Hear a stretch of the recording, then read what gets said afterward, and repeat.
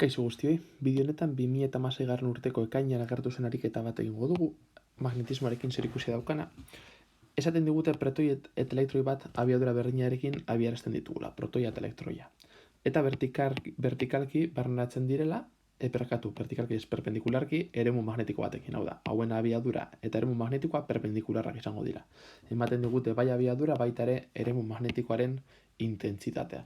Eta esaten digute kalkulatzeko partikula bakoitzaren erradioa. Protoiak egingo duen erradioa eta elektroiak, bai, hemen sartzerakoan orbita zirkularrak egingo duten ez bakoitzaren erradioa. Gero, periodoa kalkulatu beharko dugu, hau da, bira bakoitza emateko zenbat segundu bar dituen bai protoiak eta bai elektroiak, eta azkenik marrasteko gutxi gora bera bakoitzak egingo duen ibilbidea. Hasiko gara beraz, orbita zirkular horren erradioarekin. Erradioaren adierazpenetik formulatik abiatuta, elektroiaren kasuan jarri baritugu elektroiaren datuak eta protoiaren kasuan protoiarenak. Fijatzen bazarete, kargak nola berdinak diren, hau ez da aldatzen, parkatu hemen -19, astroi negatiboa jartzea. Eta aldatzen den gauza bakarra da elektroiaren masa eta protoiaren masa hauek, eta horrek sekulako eragina dauka elektroiak egingo duen orbitaren erradioa oso txikia izango dela protoiak egingo duenarekin alderatuz, bale? Hau izango da 1,7 milimetro inguru eta hau 3 metro inguru. Eta ezberdintasuna masan aurkitzen dugu. Orain, datu hauek izan da, kalkulatuko dugu bira hoiek emoteko bakoitzak behar duen denbora. Periodoaren adierazpena izango da 2pi orbitaren erradioa zati partikularen abiadura, biek daukate abiadura berdina, aldatuko dena izango da erradioa batek izango duela txikiagoa, besteak baino aurreko ariketan kalkulatu duguna. Beraz, adierazpen honetan, bai jartzen dugu bakoitzaren erradioa, ordezkatzen badugu, lortuko dugu, elektroiaren periodoa izango dela 3,48, erratu nahi zela, hemen da, 3,48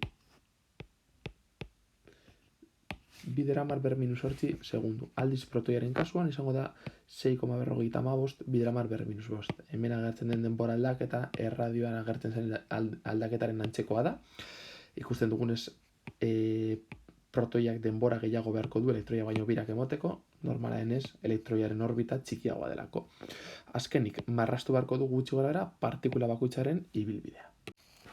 Marrazkia egiteko berriz ere jarri dugu koordenatu ardatz bat.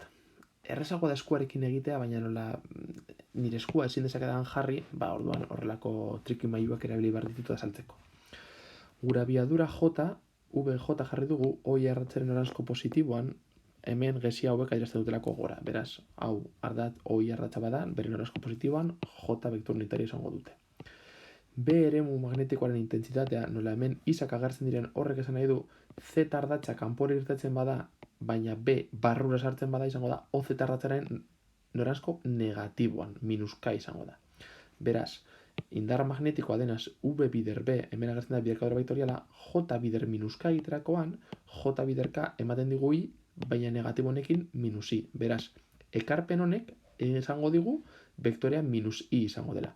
Karga hau protoia denean izango da positiboa, eta positiboa bada -I mantenduko da. Elektroia denean karga hau negatibo izango da eta -I hau plus bihurtuko du. Horrelako zerbait, protoiak izango du -I, hemen agertzen den -I, bider positiboa -I, eta elektroiak +I, hemen agertzen den -I, eta hemen agertzen den negatiboa +I bihurtzen du.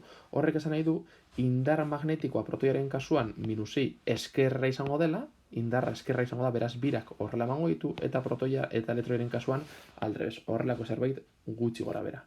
Hau da, protoia sartzen da, eta indarra eskerra egiten dionez, horrelako birak ematen ditu, eta elektroia hemen sartzen da, eta indarra eskumara egiten dionez, hoi zaren ardatz positiboan, hasten da birak horrela emoten.